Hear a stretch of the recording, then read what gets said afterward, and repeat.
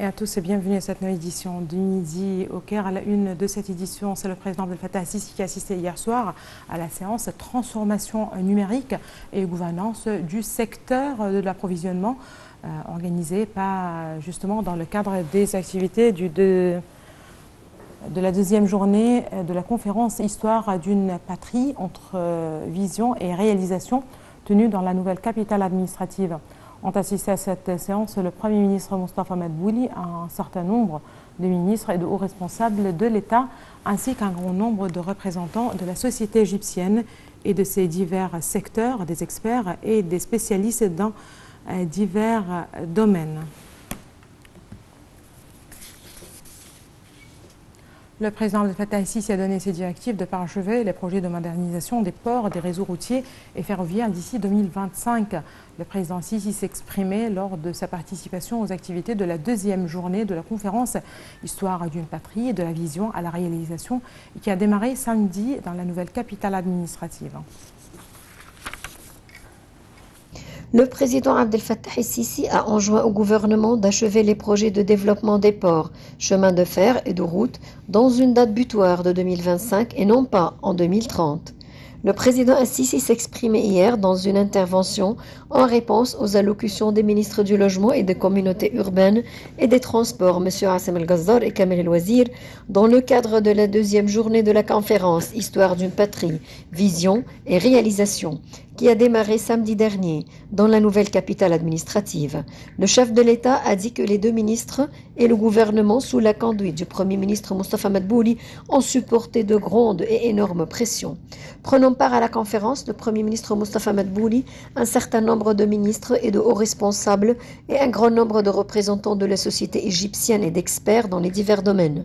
Le président al-Sisi était arrivé à la conférence hier pour assister à la séance organisée sous le thème « Les projets nationaux et l'infrastructure » tenue dans le cadre de la conférence. Autour de la séance, un documentaire a été présenté sur les réalisations qui ont été accomplies dans le secteur du logement, notamment pour assurer un logement décent à tous les Égyptiens, un des objectifs les plus importants pour l'État.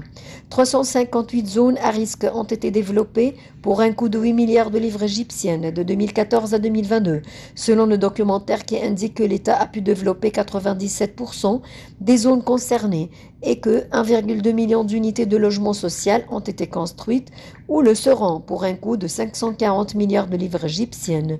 24 nouvelles villes ont été construites, alors que 14 autres sont en cours de construction, a-t-on appris de même source, qui a précisé que les projets de développement urbain ont atteint 2050 milliards de livres égyptiennes de 2014 jusqu'à présent. Le président Abdel Fattah al-Sisi a affiché sa profonde appréciation pour le rôle que jouent les autorités judiciaires pour enraciner et protéger les principes constitutionnels, faire prévaloir la souveraineté de la loi et préserver les droits des citoyens de manière à réaliser la justice et contribuer à renforcer la stabilité et la paix sociale. Le président Abdel Fattah al-Sisi a affiché sa profonde appréciation pour le rôle que jouent les autorités judiciaires pour enraciner et protéger les principes constitutionnels, faire prévaloir la souveraineté de la loi et préserver les droits des citoyens, de manière à réaliser la justice et contribuer à renforcer la stabilité et la paix sociale. L'État tient à l'indépendance de la magistrature et à la non-ingérence dans ses affaires, une approche établie parallèlement aux efforts continus visant à la développer, à la moderniser et à renforcer ses capacités, a ajouté le président al-Sisi lors de sa réunion hier avec les membres du Conseil suprême des autorités judiciaires en présence du ministre de la Justice Omar Marwan. Le chef de l'État a présenté ses vœux au juge d'Égypte à l'occasion de la journée de la magistrature égyptienne, célébrée le 1er octobre, selon le porte-parole de la présidence. Le ministre de la Justice a exprimé la reconnaissance pour l'intérêt accordé au système judiciaire qui bénéficie d'un développement continu et a valorisé les réalisations accomplies dans ce contexte. M. Marwan a également passé en revue les mesures qui ont été prises pour finaliser vite les actions en justice, ainsi que les mesures de développement technique dans les différents organes et autorités judiciaires.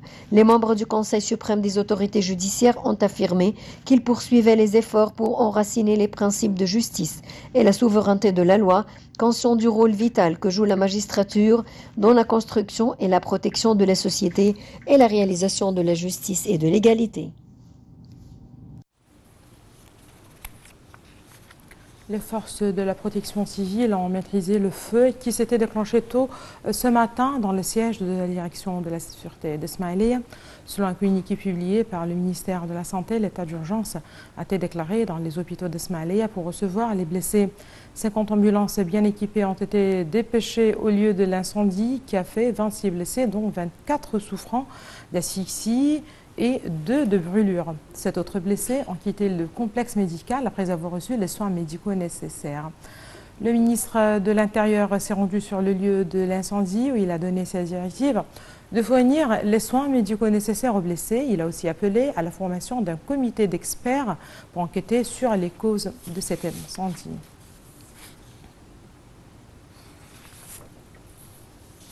L'Égypte a catégoriquement condamné l'attentat terroriste qui a secoué la capitale turque Ankara, ciblant le siège de la police. Dans un communiqué, le ministère des Affaires étrangères a exprimé la pleine solidarité de l'Égypte avec la Turquie, gouvernement et peuple. L'Égypte a également souhaité un prompt rétablissement aux blessés, refusant une fois de plus toute forme de terrorisme.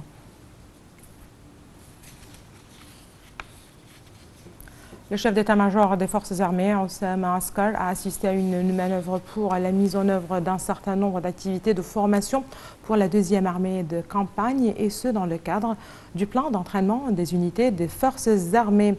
Dans une allocution de circonstance, le commandant de la deuxième armée de campagne, Mohamed Rabia, a affirmé le souci du commandement des forces armées d'apporter son soutien à toutes les formations et unités de la deuxième armée de campagne afin qu'elles puissent accomplir leurs tâches de manière efficace dans diverses circonstances. Un certain nombre d'étapes de formation prévues pour les différentes armes et spécialisations participants ont été présentées. Le général Askar a transmis les salutations du commandant général des forces armées et ministre de la Défense et de la production militaire, Mohamed Zaki, à tous les éléments participants. Un certain nombre de dirigeants et d'officiers participant à la manœuvre ont abordé la méthode optimale pour accomplir les tâches.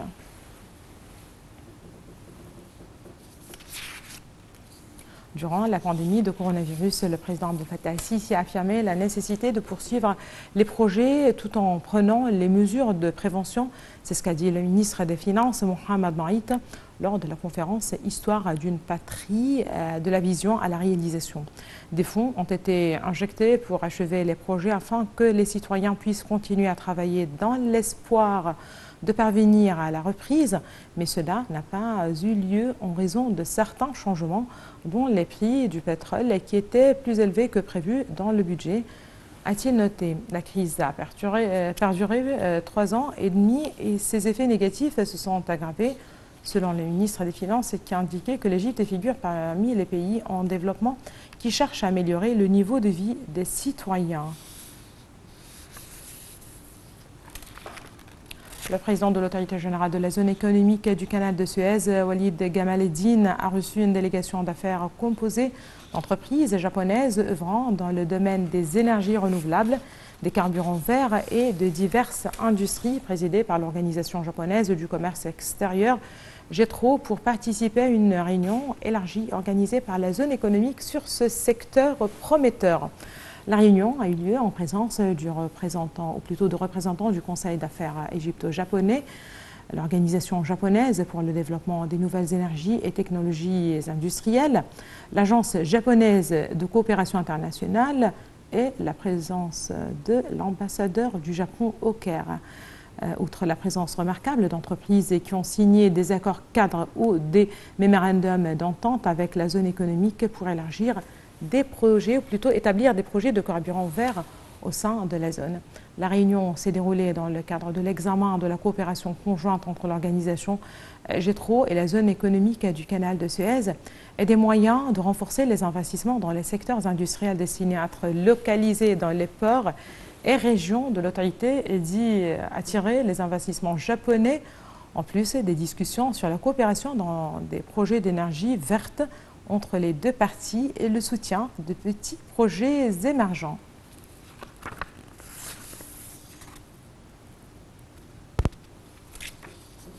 Voilà, madame, monsieur, c'est ainsi que prend fin cette édition du Midi au Caire. Merci de l'avoir suivi. Excellente suite de programme national international.